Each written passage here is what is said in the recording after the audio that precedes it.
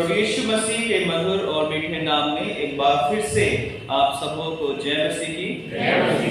परमेश्वर का हम एक बार फिर से धन्यवाद करते हैं कि परमेश्वर ने ये अति उत्तम समय हमें दिया है कि हम उस परमेश्वर के भवन में आकर उसकी आराधना करें। और विशेषकर जब हम क्रिसमस के सीजन में हैं, क्रिसमस का इंतज़ार कर रहे हैं और प्रभु यीशु मसीह की जन्म के जो खुशियां हैं उसके गीत हम गाते हैं, उसकी महिमा हम करते हैं, तो सच में ये हमारे लिए एक बड़ी आशीष और धन्यवाद की बात है कि हम परमेश्वर के अनुग्रह में जीवित हैं, भले चंगे हैं और परमेश्वर ने हमें ये मौका दिया है कि हम उसके भवन में आकर उसकी आराधना कर सकें। आज जो कि एडवेंट 2 है और थर्ड संडे बिफोर क्रिसमस, और आज का जो थीम है लक्ष्मी के अनुसार the old testament is fulfilled in Christ. The old testament is fulfilled in Christ. पुराना नियम यीशु मसीह में पूरा हुआ। पुराना नियम प्रभु यीशु मसीह में पूरा हुआ। और जो हमारी रीडिंग्स आज हमने पढ़ी हैं, व्यवस्था विवरण उसका 18 अध्याय 13 से 19, भजन 119 and 97 to 104 वर्स, और प्रेरितों के काम उसका 3rd chapter 18 to 26, Luke chapter 24 versus 44 to 48। और जैसा मैंने बताया कि आज का थीम हमारा है कि मसीह में जो पुराना नियम है वो पूर्ण हुआ है। तो उससे पहले कि हम प्रभु के वचन पर मनन करें, आइए प्रभु से आशीष और उसका अनुग्रह मांगे। सर्वशक्तिमान पिता परमेश्वर हमें आशीष दे ताकि हम आपके वचन के द्वारा आशीषित हों। हमें तैयार कर ताकि इन वचनों को सुने, समझें, ग्रहण करें और इस पर चलने वाले हों। पिता, हम केवल इसे बोलने वाले या सुनने वाले न हों, बल्कि पिता परमेश्वर आपके वचन को अपने जीवन में ग्रहण करने वाले हों। पिता, सब लोगों को आत्मिक रीति से तैयार कर ताकि हम पिता परमेश्वर शरीर के लिए पिता जो शारीरिक भोजन खाते हैं, लेकिन आत्मा के लिए हमें आपके आत्मिक भोजन की आवश्यकता है। हमें तृप्त कर ताकि हम यहाँ से पिता आपके नाम में पिता परमेश्वर अपने आत्मिक प्यास को में तृप्त होकर जाएं और तेरी महिमा कर सकें। यीशु क्रिस्त के नाम से मांगते हैं, आमीन। परमेश्वर का हम धन्यवाद करते हैं कि प्रभु महान है और उसकी करुणा हम सब पर सदैव बनी हुई है। और आज प्रभु का धन्यवाद हो कि हम जीवित हैं और प्रभु ने हमारे लिए बहुत कुछ पूरा किया है, बहुत सारी चीज़ों को हमें पूरा करके हमें आशीष के रूप में दिया है। तो अगर हम बाइबल को पढ़ते हैं तो बाइबल में हम 2 हिस्से पढ़ते हैं, है ना। आज जो हमारे पास बाइबल है इसमें 2 हिस्से हैं, एक पुराना नियम जिसे ओल्ड टेस्टामेंट और नया नियम न्यू टेस्टामेंट हम कहते हैं। और पुराना नियम जो है हमें सृष्टि की रचना कैसे हुई, किसने की, कब की, इसके बारे में हमें बताया जाता है। और उसके बाद परमेश्वर ने आदम और हवा को बनाया और सृष्टि में उनको रखा, फलने फूलने की आशीष दी। तो दुनिया जो बढ़ती गई, संसार में लोग बढ़ते गए और इसी तरह आगे लोगों ने अपने लिए अलग अलग ईश्वरों को भी अपने लिए चुन लिया है। किसी ने बना लिया, किसी ने किसी को मान लिया। और ऐसे में परमेश्वर ने एक व्यक्ति को, अब्राहम को चुना और उसको बुलाया और उससे एक जाति को बनाया। और उसके बाद उस जाति से लगातार परमेश्वर बात करता रहा और उसको अपने रास्तों पर चलाने के लिए उसने व्यवस्था दी, नबियों को भेजा, न्यायियों को भेजा। भजनों में जो है दाऊद ने बहुत सारे भजनों के द्वारा उस परमेश्वर की महिमा और स्तुति की है। और बार बार परमेश्वर उस कौम की तरफ, उस जाति की तरफ बाहें फैलाकर खड़ा रहा और कहता रहा कि मेरे पास लौट कर आओ। और वो सब बातें जब लिखी गई तो उसे पुराना नियम या स्क्रिप्चर जो है कहा गया। तो यीशु मसीह के टाइम में नया नियम तो था नहीं उस समय, क्योंकि नया नियम जो है यीशु मसीह के जो पुनरुत्थान के स्वर्गारोहण के बाद लिखना जो है शुरू हुआ। तो पुराने जब यीशु मसीह जब भी बात करते थे पवित्र शास्त्र की या जो है भजनों की या व्यवस्था की, तो वो पुराने नियम की बात करते थे। और पुराना नियम जो था वो प्रभु यीशु मसीह से कई वर्ष पहले जो है वो रिटन में आ गया था जो है। और हमारी जो नया नियम है वो लगभग 325 साल बाद प्रभु यीशु मसीह के जन्म के तब जो है इसको कैनोनाइजेशन के द्वारा जो है उसको 27 बुक्स को जो है सिलेक्ट किया गया है। कुछ पैरामीटर्स के द्वारा जो है, और तब जो है नए नियम को जो है एक मान्यता मिली, और तभी क्रिश्चियनिटी को भी 325 बीसी में जो है मान्यता मिली जो है। तो इस तरह से हम देखते हैं कि पुराना नियम और नया नियम जो है दोनों जो है हम मसीह लोगों के पास है जो है। अगर हम इजराइल में जाएंगे, यहूदियों के जो धर्म है उसको अगर हम देखेंगे तो वहां पर नया नियम उनके पास नहीं है। उनके पास अभी भी वो पुराना जो है पुरानी व्यवस्था और जो भजने हैं, जो पुराना नियम की जो किताबें हैं वही अभी तक जो है वो उनके पास है। लेकिन जो मसीह लोग हैं उनके पास पुराना और नया नियम है, और ये परमेश्वर का वचन है। और ये वचन जो है पुराना नियम और नया नियम जो है उसे 40 जो लेखक थे उन्होंने अलग अलग समयों में अलग अलग देशों में जो है इनको लिखा है, और 1600 साल लगभग जो है इसको लिखने में लगे हैं, पवित्र शास्त्र को लिखने में लगे हैं। और हम देखते हैं कि इसमें 66 किताबें हैं, और 66 किताबें अलग अलग लेखकों के द्वारा लिखी गई हैं। लेकिन फिर भी एक महत्वपूर्ण चीज हम ये देखते हैं कि जिस तरह से एक माला होती है उसमें मोती होते हैं, है ना, और उसमें मोती अलग अलग कलर के हो सकते हैं, है ना, अलग अलग तरह के हो सकते हैं, लेकिन जो अंदर एक धागा होता है उसी धागे से वो सारे जुड़कर एक माला का रूप धारण करते हैं, एक हार हमसे कहते हैं। उसी तरह पवित्र बाइबल भी जो है वो अलग अलग लोगों के द्वारा लिखी गई है, अलग अलग समयों में अलग अलग देशों में लिखी गई है। हालांकि ज्यादातर जो पार्ट है बाइबल का वो इजराइल के आसपास में लिखा गया है, लेकिन बहुत सारी जो पत्रियां हैं पौलुस ने कोई रोम से लिखी है, कोई कुरिन्थियस से लिखी है, दानियल की पुस्तक जो है वो बाबुल में जो है लिखी गई, एजकेल जो था वो बदवाई में जो था एक नबी था। इस तरह से हम देखते हैं कि अलग अलग देशों में भी इस बाइबल को लिखा गया, लेकिन इसका एक ही लेखक है ना, वो कौन है? पवित्र आत्मा है। पवित्र आत्मा ही इसका लेखक है, और पूरी बाइबल शुरू से लेकर एंड तक जो है ये पिता, पुत्र और पवित्र आत्मा के बारे में हमें बताती है। इन तीनों के बारे में जो शुरू से कहीं ना कहीं इन तीनों का वर्णन हम जरूर जो है देखते हैं, और कहीं परमेश्वर बोलता है, कहीं पवित्र आत्मा बोलता है, कहीं यीशु बोलते हैं। तो इस तरह से हम पिता, पुत्र और पवित्र आत्मा की आराधना और उसकी महिमा और स्तुति करते हैं।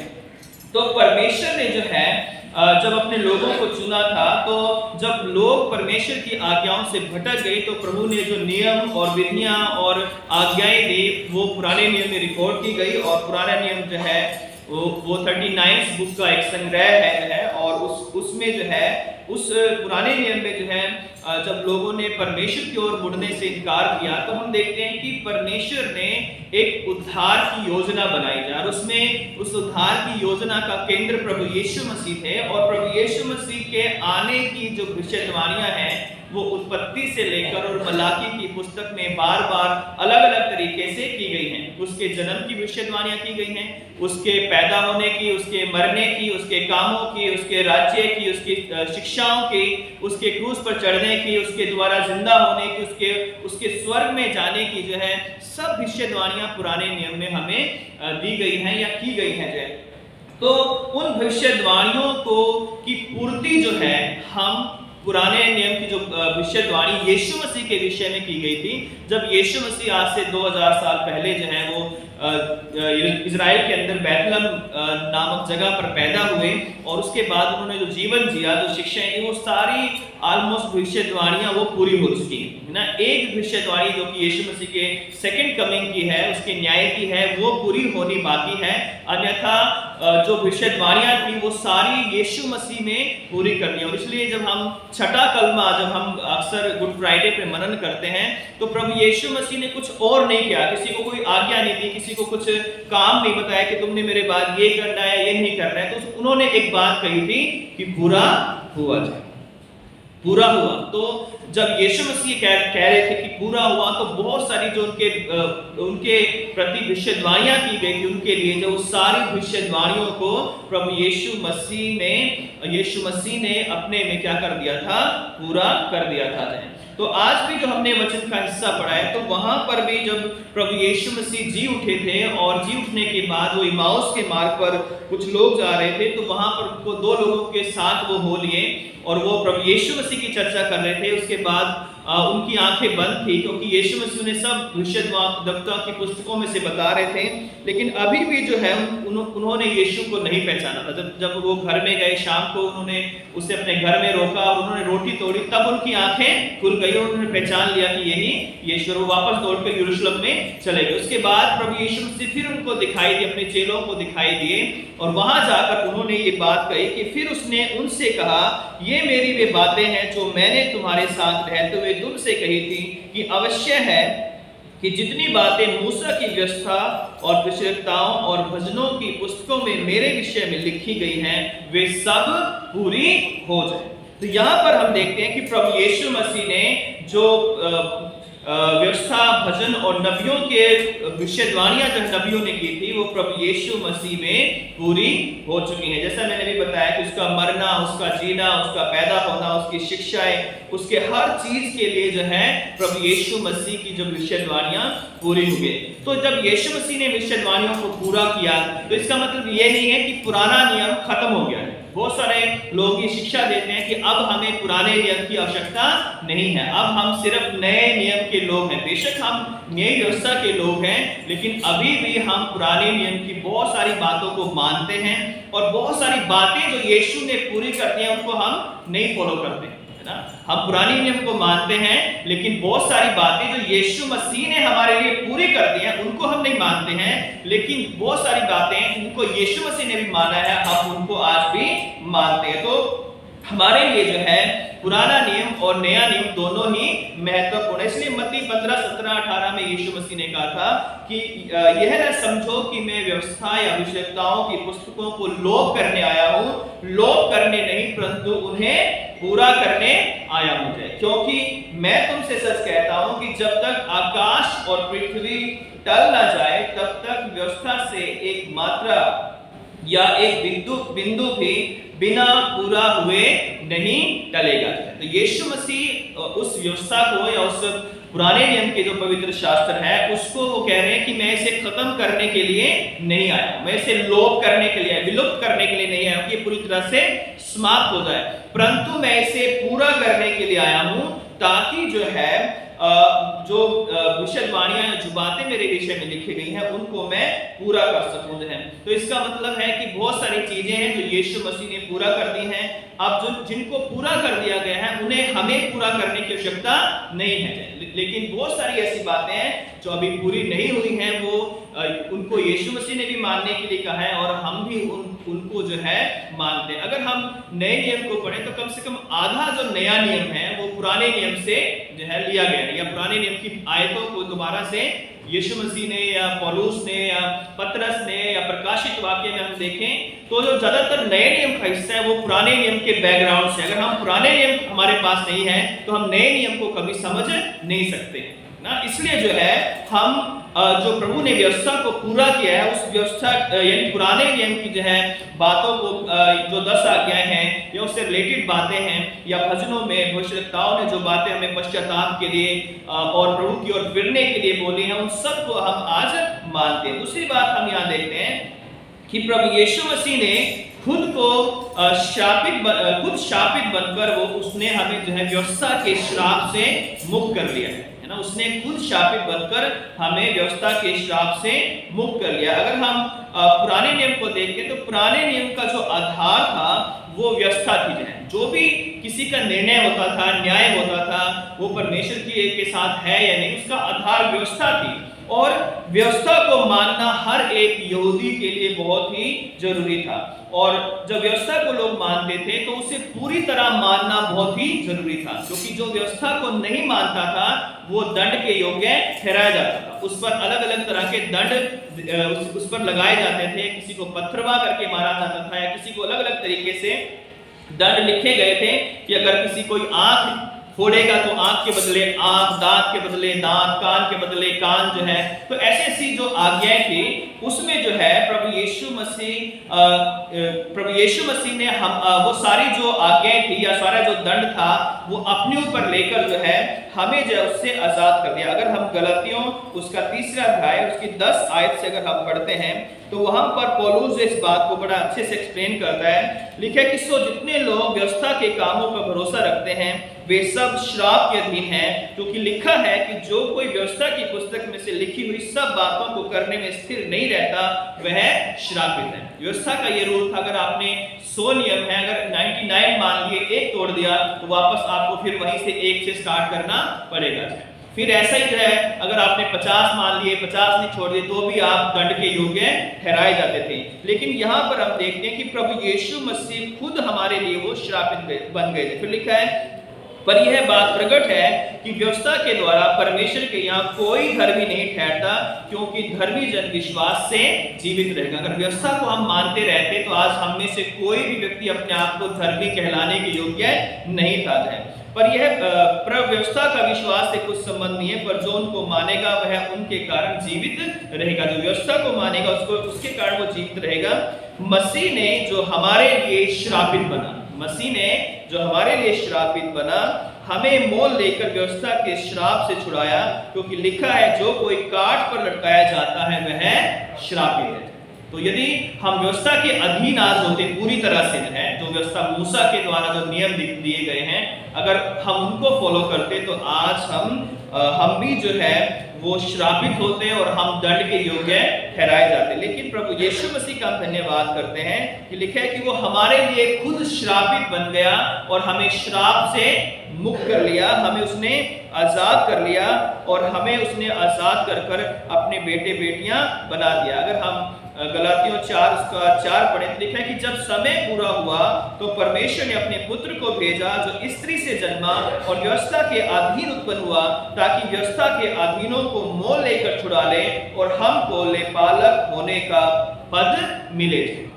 तो आज जो है हम लेपालकपन का पद प्राप्त किए हुए लोग हैं। हम अब्राहम के वंश तो नहीं है ना, अगर हम यहूदी नहीं है, क्योंकि हम अगर यहूदी हैं तब हम अब्राहम के वंश है, लेकिन हम विश्वास में अब्राहम के वंश है, क्योंकि अब्राहम ने विश्वास किया उसी तरह हम भी उसके विश्वास के बेटे बेटियां बनाए जाते हैं। और लिखा है कि और तुम जब पुत्र हो, इसलिए परमेश्वर ने अपने पुत्र को के आत्मा को जो हे अब्बा हे पिता कहकर पुकारता है हमारे हृदय में भेजा हुआ है, इसलिए तुम अब दास नहीं परंतु पुत्र हो। तो जब हम प्रभु यीशु मसीह पर विश्वास करते हैं तब हम व्यवस्था के उन बंधनों से या उस व्यवस्था के जो नियम से उनसे छूटकर हम परमेश्वर के बेटे बेटियां बनाए जाते हैं। तो आज प्रभु यीशु मसीह ने हमें उस व्यवस्था से या उस दंड से, उस श्राप से हमें मुक्त कर दिया है। तो तीसरी बात हम यहाँ पर देखते हैं कि एक मसीह व्यक्ति जो है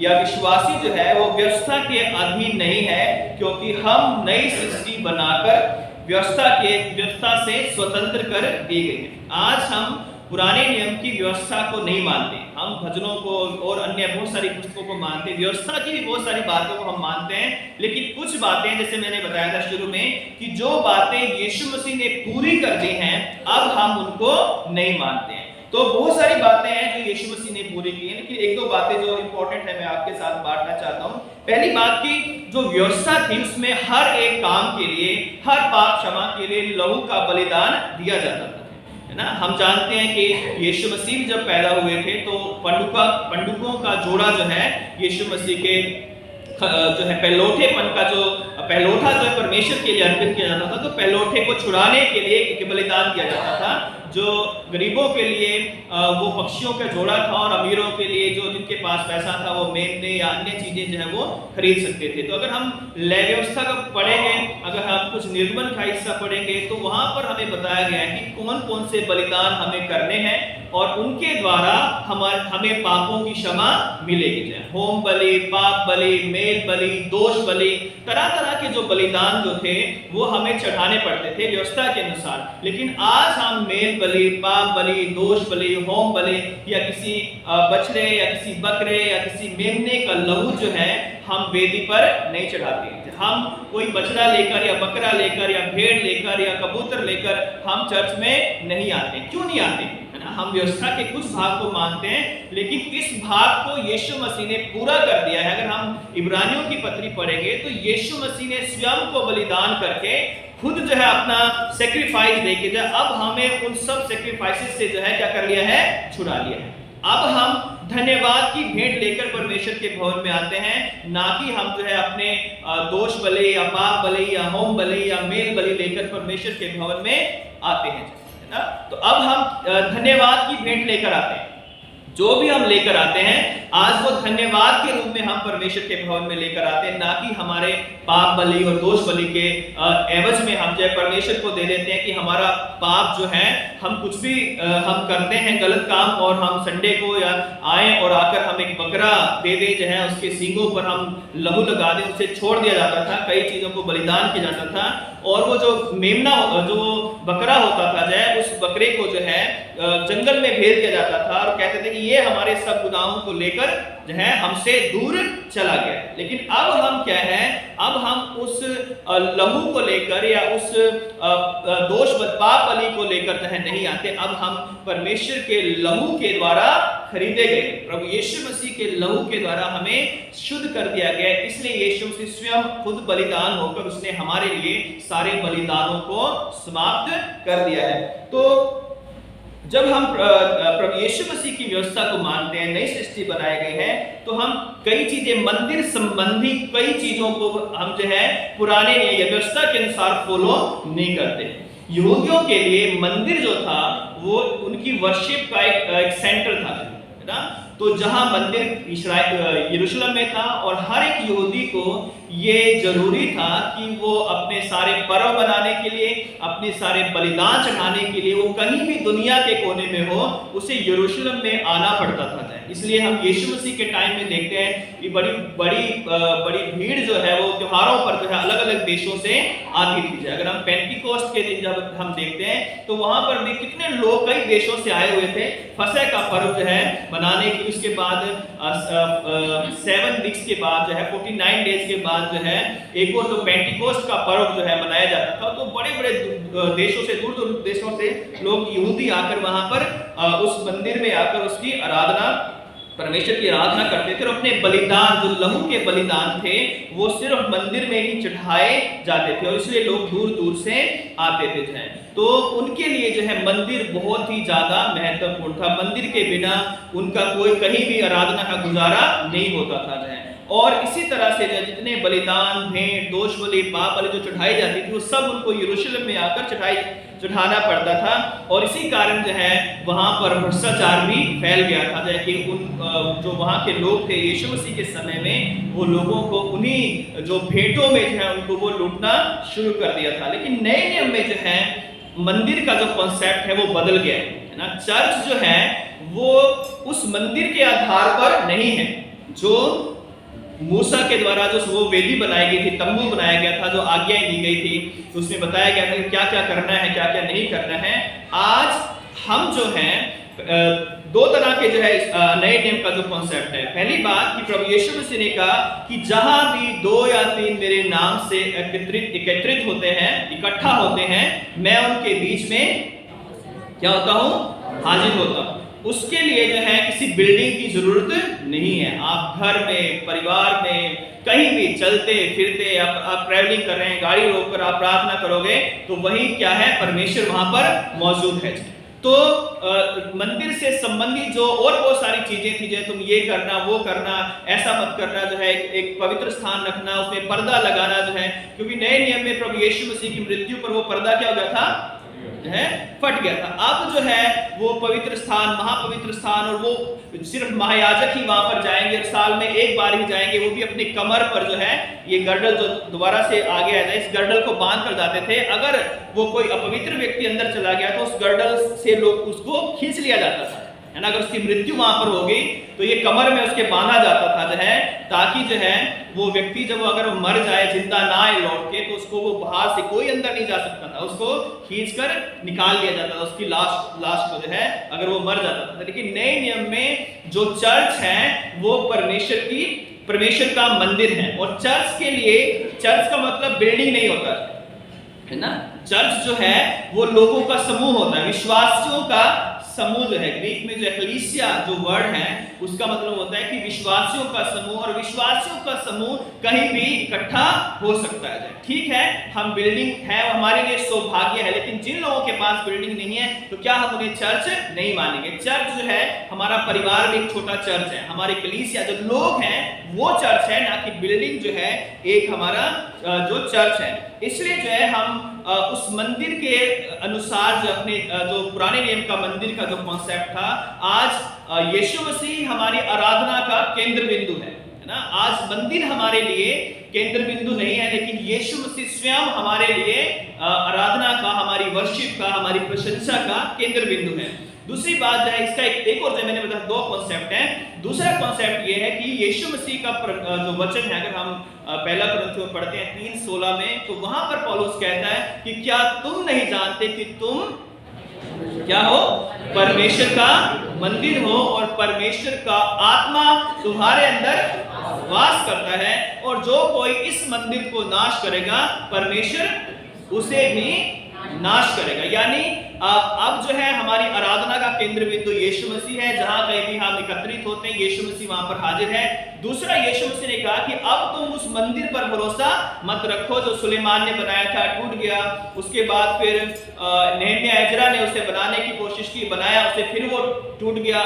फिर हेरोदेश ने उसे बनाया, फिर वो टूट गया। और आज यरूशलेम में कोई मंदिर नहीं है, सिर्फ एक दीवार है जिस पर वो सर रख के अभी भी वो लोग जो है प्रार्थनाएं करते हैं, लेकिन वो मंदिर अब मौजूद नहीं, क्योंकि अब जो मंदिर है वो मैं और आप हैं। अब कलीसिया जो है वो परमेश्वर का मंदिर है, मैं और आप उसका मंदिर है। अगर हम इस मंदिर को साफ नहीं रखते हैं पाप से, घृणा से, द्वेष से, और तरह तरह के बुरे कामों से, बुरी सोच से, और तरह तरह के बुरे नशों से, तमाम बुरी गंदी चीजों से अगर हम इस मंदिर को डिफाइल करते हैं, इसे अपवित्र करते हैं, तो हम परमेश्वर के दोषी ठहराए जाएंगे ना। सिर्फ हम ऑल्टर के लिए बात ना करें कि ऑल्टर पे ये होना चाहिए, ये नहीं होना चाहिए, लेकिन हम अपनी बात करें कि हमारे अंदर क्या होना चाहिए और क्या नहीं होना चाहिए। अगर हम चर्च की बात करें कि ये होना चाहिए, वो चर्च अगर नहीं भी, जहां पे बिल्डिंग्स नहीं है, चाइना में और ऐसे अनेक देश हैं जहां पर क्रिश्चियनिटी बैन है, वहां पे कहीं उनके पास बिल्डिंग नहीं है, छुप छुप के आराधना करते थे लोग जो है। अब तो शायद कुछ ओपन हो गया है, लेकिन बहुत पहले जो है वहां पर ऐसा नहीं था। फिर भी वहां चर्च थे, है ना, चर्च थे और लोग वहां पर मिलते थे। तो आज मैं ये नहीं कह रहा कि हम ऑल्टर को रिस्पेक्ट ना दें या किसी भी चीज को हम रखें, लेकिन हम अब पुराने नियम की जो विधि विधान है उसको अपने जीवन में नहीं मानते, क्योंकि अब यीशु मसीह हमारा केंद्र बिंदु है, हमारा जो सेंटर ऑफ वर्शिप है वो जीसस क्राइस्ट है। तो अब हम उसको ना केवल संडे के दिन, बल्कि अपने हर एक दिन, चाहे मंडे हो, ट्यूसडे हो, वेडनेसडे हो, थर्सडे हो, हर दिन हम उस परमेश्वर की क्या करते हैं? आराधना करते हैं। दूसरा, हम एक चलता फिरता मंदिर है। इस मंदिर में हम देखें कि हमारे अंदर इस मंदिर में क्या है ना। अगर हम सोचें कि संडे को तो सही है, लेकिन उसके बाद हम जो भी काम करते हैं वो कुछ परमेश्वर देखता नहीं है, हम उसको बोल देंगे कि बाइबल कहती है कि तुम पवित्र आत्मा का मंदिर हो। अगर हम इस मंदिर के द्वारा निंदा, चुगलियां, बुराइयां, पाप, द्वेष, घृणा और गाली गलौज, तरह तरह की बातें करते हैं, तो याद रखें कि आप अपने उस मंदिर को नष्ट कर रहे हो जो परमेश्वर ने आपके अंदर बनाया है। और यदि कोई इस मंदिर को नष्ट कर रहा है तो परमेश्वर कह रहा है कि परमेश्वर भी उस व्यक्ति को नष्ट करेगा जो उस मंदिर को नष्ट करेंगे। तो आपके और मेरे अंदर एक वेदी है, परमेश्वर की वेदी है, वो हमारा हृदय है, वो हमारे दिमाग है। उस वेदी को हमें पवित्र रखना है, तभी हम परमेश्वर के सच्ची आराधना करने पाएंगे। प्रभु यीशु मसीह ने उस सामरी स्त्री से कहा था कि अब एक समय आएगा जब ना लोग यरूशलेम में और ना यहूदा में ना सामरिया में आराधना करेंगे, लेकिन सच्चे जो भगत हैं वो परमेश्वर की आराधना आत्मा और सच्चाई से करेंगे। परमेश्वर आज आत्मा और सच्चाई की आराधना को पसंद करता है, ना कि बाहरी दिखावे की आराधना को पसंद करता है। आज अगर आत्मा और सच्चाई से हम प्रभु के वचनों को मानते हैं, वो हमें परमेश्वर के राज्य में लेकर जाएगा, ना कि जो है बाहरी दिखावों से जो है हम परमेश्वर के राज्य में जाएंगे जो है। तो आगे जो हम देखते हैं कि यीशु मसीह ने मंदिर से संबंधित नियमों को पूरा कर दिया। अब हम मंदिर की वेदी पर किसी भी तरह का लहू या बलिदान या मेल बलि या तरह तरह के बलिदानों को हम नहीं चढ़ाते हैं। अब हम यीशु मसीह की आराधना करते हैं। चाहे हमें मौका मिले चर्च में का, ये हमारे लिए बड़ी आशीष की बात है कि आज हमारे पास बहुत सारे कलीसियाओं के पास चर्चेज हैं, बिल्डिंग हैं, लेकिन अगर बिल्डिंग ना भी हो तो भी कलीसिया जो परमेश्वर का मंदिर है, कलीसिया परमेश्वर की आराधना का स्थान है और यीशु मसीह उसके आराधना का सेंटर है। तीसरी बात देखो जो पूरी कर दी है वो है फूड संबंधी जो लॉ थे, जो है तुम ये मत खाना, तुम ये मत खाना, तुम वो मत खाना, जो है बहुत सारे नियम दिए गए थे। जो हाथ धोकर खाने हैं, हाथ धोकर तो आज भी खाने के लिए कहा गया, पुराने नियम में कहा गया था, लेकिन बहुत सारी जो यीशु मसीह के समय में प्रभु यीशु मसीह के चेलों को लोग कहते थे कि इन्होंने देखो बिना हाथ धोए खाना खा लिया है, इन्होंने ऐसा कर दिया। तो यीशु मसीह ने उन सब खानों के नियमों से भी हमें आजाद कर दिए गए। जो पुराने नियम में मना है, सख्त मना है, आज सबसे ज्यादा मसीह लोग जो है उसे ही खाते हैं, है ना। जो पुराने नियम में सख्त मना है वही चीज जो है हम नए नियम में खा रहे हैं। क्यों खा रहे हैं? अगर हम पुराने नियम को मानेंगे तो आप उसे अपने घर में एंटर नहीं करवा सकते हो, लेकिन नए नियम में क्योंकि यीशु मसीह ने कहा है कि जो कुछ अंदर जाता है क्या करता है, वो मनुष्य को दूषित करता है, लेकिन जो दूषित नहीं करता, लेकिन जो अंदर से बाहर आता है वो मनुष्य को दूषित करता है, पापी बनाता है। तो इस कारण आप ये ना सोचे कि अब हम बीड़ी भी पिएंगे, सिगरेट भी पिएंगे, शराब भी पिएंगे, क्योंकि जो अंदर चला गया वो जो है वो सब सही है ना। वो उन खानों के संबंधित में कहा गया था जो व्यवस्था में लिखे गए थे, जो है कि तुम्हें ये नहीं खाना है, वो नहीं खाना है। और पौलुस भी इसको कहता है कि जब तुम किसी घर में जाओ, तुम्हारे आगे जो कुछ रखा जाए, है ना, चाहे वो चटनी बना के रखे, चाहे वो चिकन बना के रखे, चाहे वो कोरमा बना के रखे, चाहे वो कुछ और भी बना के रखे, आप खा लो, है ना। लेकिन अगर कोई कहे कि नहीं ये तो जो है किसी आइडल के सामने जो है चढ़ाया गया है, चढ़ावा किया गया है, तब उसके विश्वास के कारण तुम उसे मत खाना। तो खाने संबंधी भी जो बहुत सारे नियम थे वो उनसे हमें छुटकारा मिल गया। हमें बहुत सारे पर्वों से जो है यीशु मसीह ने हमें छुटकारा दे दिया। आज हम फसह का पर्व, पेंतीकोस्त का पर्व जो है और तरह तरह के जो पर्व थे जो है हम उन्हें नहीं, झोपड़ियों का पर्व, प्रकाश पर्व, ऐसे हम पर्वों को नहीं मनाते थे। यीशु मसीह ने फसह का पर्व जो है या फसह का मेमना बनकर एक ही बार हमारे लिए वो फसह का मेमना बन गया और हमारे लिए उन यहूदी पर्वों को क्या कर दिया है, समाप्त कर दिया। अब हम कौन से पर्व मनाते हैं, है ना। अब हम यहूदी पर्वों को नहीं मनाते, हालांकि बाइबल में लिखे हैं कि ऐसा करना, वैसा करना, ये करना, लेकिन अब हम उन पर्वों को नहीं मनाते। अब हम सिर्फ यीशु मसीह के पर्वों को मनाते हैं। और वो कौन कौन से पर्व हैं, है ना। हम जो है यीशु के जन्म को मनाते हैं, हम जय यीशु मसीह की मृत्यु को याद करते हैं, और जैसा भाई ने बताया कि हम यीशु मसीह के पुनरुत्थान को मनाते हैं। अब 3 पर्व मुख्य हैं, है ना। 3 पर्व जो अब हम मुख्यतः मनाते हैं, बाकी वो सब पर्व जो है जो एक तरह से बोझ बन गए थे लोगों के ऊपर, जो है उसमें बहुत सारे भ्रष्टाचार आ गया था, उनको प्रभु यीशु मसीह ने हमारे लिए पूरा कर दिया गया है। तो इसलिए जो है आज हम व्यवस्था को मानते हैं, लेकिन हम उन पर्वों को, उन बलिदानों को या उन भोजन के जो रीति रिवाज हैं उन सब बातों को हम नहीं मानते। और हम पूरे नबियों को, भजनों को हम सब मानते, क्योंकि यीशु मसीह ने भी उनको माना है। यीशु मसीह ने किसी भी पुस्तक को खत्म नहीं किया है। बहुत सारे प्रचारक पास्टर कहते हैं कि अब हम सिर्फ नए नियम को ले लें और पुराने नियम की अब हमें जरूरत नहीं है। बिना जड़ के जो है कभी भी कोई पेड़ जो है फल नहीं दे सकता है। बिना पुराने नियम के नए नियम को जो हम कभी भी समझ नहीं सकते हैं। अगर हम पढ़ेंगे अब्राहम, तो पहला ही जो वर्ड अब्राहम से शुरू होता है, तो अगर पुराना नियम किसी के पास ना हो तो अब्राहम के बारे में वो पता कभी कर नहीं सकता था कि अब्राहम कौन था। तो इसलिए पुराना नियम हमारे विश्वास को दृढ़ करने के लिए, हमारी आत्मिक उन्नति करने के लिए, उसी तरह नया नियम भी, पवित्र शास्त्र जो है, दोनों नया नियम पुराने नियम हमारे लिए आज एक बहुत बड़ी एक आशीष है ना। अगर पिता, पुत्र और पवित्र आत्मा के बाद दुनिया में आत्मिक जीवन के लिए अगर सबसे बड़ी कोई आशीष है तो ये परमेश्वर का वचन हमारे लिए है। ये वचन जो है भजन 119 से 105 में क्या लिखा है कि तेरा वचन मेरे पांव के लिए दीपक और मेरे मार्ग के लिए ज्यादा है।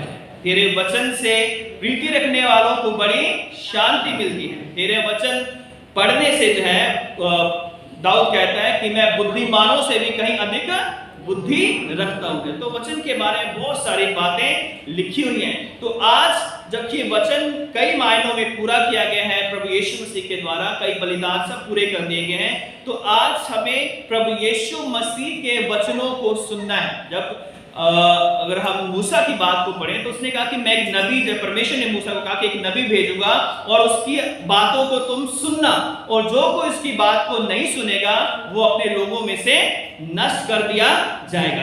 इसी बात को पतरस ने प्रेरितों के काम 3 अध्याय के 18 से जो हमने पढ़ा है आज जो है, तो वहां पर रिपीट किया गया दोबारा से उसको कि अगर जो है कोई जो उस भविष्यवक्ता की बात को नहीं सुनेगा तो वो अपने लोगों में से नष्ट कर दिया जाएगा। लेकिन यहां पर हम देखते हैं कि उस परमेश्वर के पुत्र प्रभु यीशु मसीह जो कि चरनी में आया, हमारे लिए उसने 33 साल जो है इस संसार में 33.5 साल बिताए, हमारे लिए मारा गया, गाड़ा गया, और फिर से जैसा लास्ट संडे में बताया कि फिर से अब वो आने वाला है जाए, और जब वो आने वाला है तो उसके आने से पहले हमें परमेश्वर का वचन दिया गया है। इस वचन को हमें मानना है, इसको पढ़ना है, इसको हमें सुनना है, क्योंकि बिना परमेश्वर के वचन के हमारा जीवन अधूरा है। आज हमें बहुत सारी नॉलेज हो सकती है, बहुत सारे लोगों को पॉलिटिक्स की बहुत नॉलेज है, बहुत सारे लोगों को अलग अलग तरह के पैसे कैसे कमाने हैं, ये कैसे करना, वो कैसे करना है, बहुत सारी नॉलेज है, सोशली ये जो है बहुत सारी नॉलेज है। लेकिन जब आती है परमेश्वर के वचन की बात तो बहुत सारे लोगों को परमेश्वर के वचन की कोई नॉलेज नहीं है, परमेश्वर का वचन नहीं पढ़ते हैं, परमेश्वर के वचन का सच्चा ज्ञान उनके पास नहीं है। एक बार एक बिशप साहब जो है कंफर्मेशन के लिए आए, तो वहां पर सारा यूथ था, वहां पर संडे स्कूल के बच्चे थे, वहां पे कलीसिया के लोग थे। तो बिशप साहब जो है बच्चों को उस पेड़ के नीचे लेके गए थे ना, इस बार भी लेके गए थे जब हम आए थे, जब बिशप साहब आए थे लास्ट टाइम। तो बिशप साहब ने पूछा कि बताओ जो है कि यरीहो की दीवार किसने गिराई थी? तो बच्चे एक दूसरे की तरफ देखे तो कह रहे कि जी हमने तो गिराई नहीं है।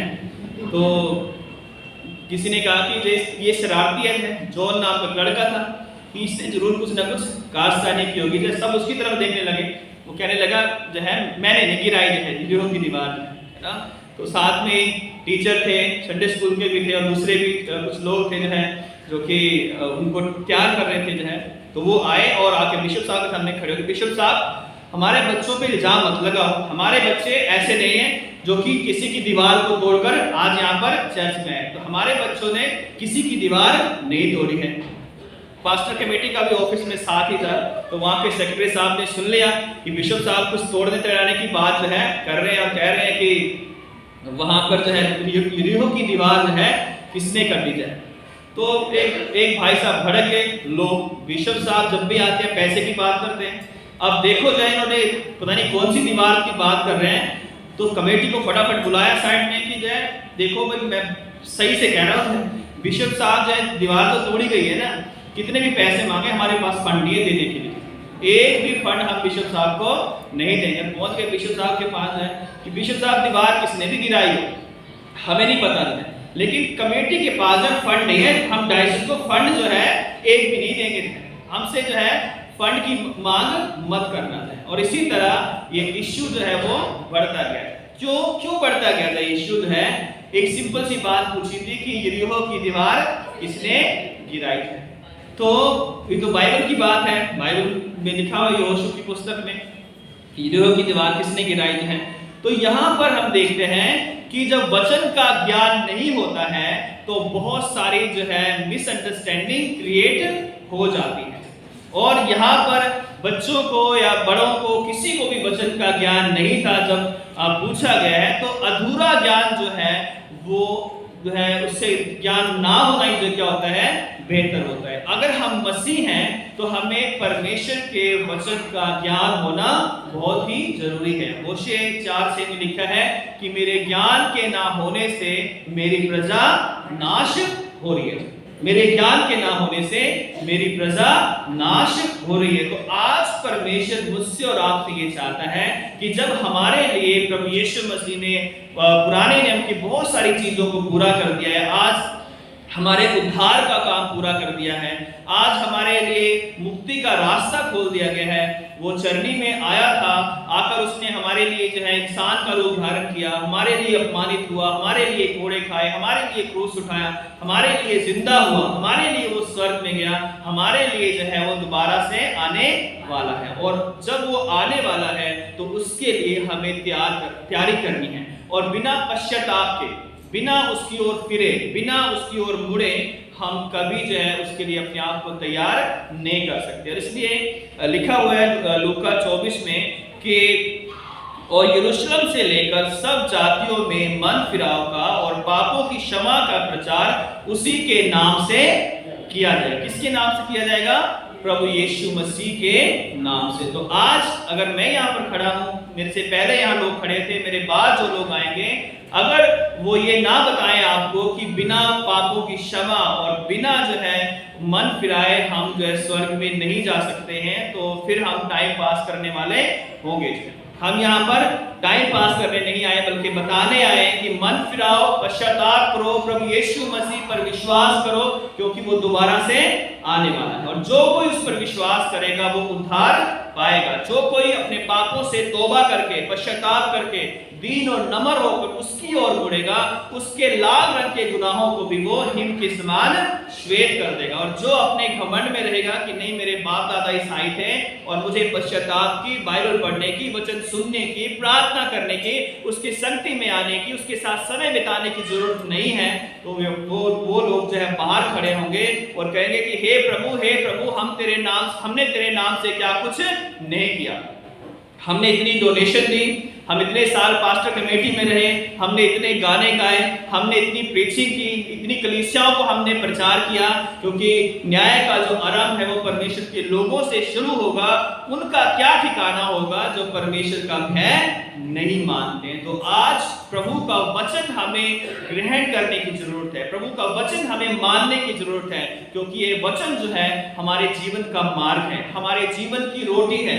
हमें अनंत जीवन का रास्ता जो है परमेश्वर के वचन के द्वारा हमें मिलता है। आदि में वचन था, वचन परमेश्वर के साथ था और वचन ही परमेश्वर का है। तो ये वचन जो है वो आज हमें दिया गया है, आज हमारे पास है। हो सकता है कि समय आए कि वचन हमारे पास ना रहे, इसलिए जो है हमें अपने हृदय की पट्टियों पर इस वचन को लिखकर इसको फॉलो करना है, इसको मानना है, और सब पाप को, बैर को, क्रोध को, विरोध को, ईर्ष्या को, द्वेष को, झूठी बातों को दूर करें। कई बार हम साल भर चर्च आते हैं, लेकिन जो गांठें हैं, जो है अंदर जो है जो नफरत है, वो हमेशा एक कोने में छिपाकर रखते हैं। जब अंदर आते हैं तो उसे थोड़े से अलग एक कोने में, दिल के अलग कोने में थोड़ा सा दब जाती है, लेकिन बाहर जाते हो फिर से वही गांठ जो है फिर से आ जाती है। तो जब हम मसीह में हैं, हम परमेश्वर के लोग हैं, तो उन सारी गांठों को, जिसमें पाप, झूठ, प्रेम, चोरी, धोखा, अन्याय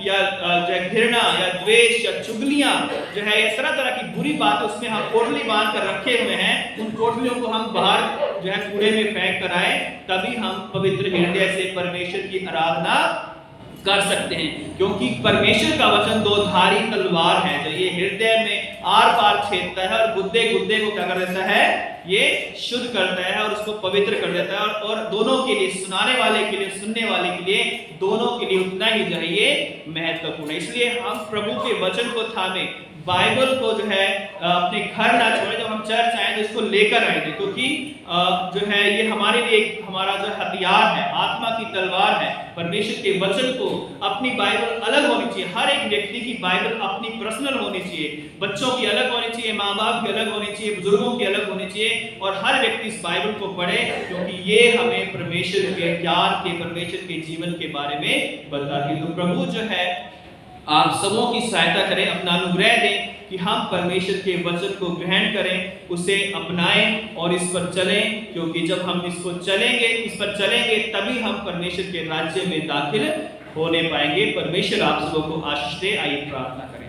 सर्वशक्तिमान पिता परमेश्वर, सारा आदर, महिमा, सारा जलाल हम आपको देते हैं। हे पिता, हम कमजोर हैं और बहुत बार हम बहुत सारे दुनियावी ज्ञान को तो रखते हैं, लेकिन आपके वचन का ज्ञान हमारे पास नहीं है। हे मेरे पिता परमेश्वर, अपना पवित्र आत्मा दे ताकि हम इन वचनों को केवल सुनने या बोलने वाले ना हो बल्कि इन पर चलने वाले हों। पिता सबको आशीष और बरकत दे। यीशु क्रिस्त के नाम से इस प्रार्थना को मांगते हैं, आमीन। आप सबों को जय मसीह की। परमेश्वर आप सबों को आशीष दे।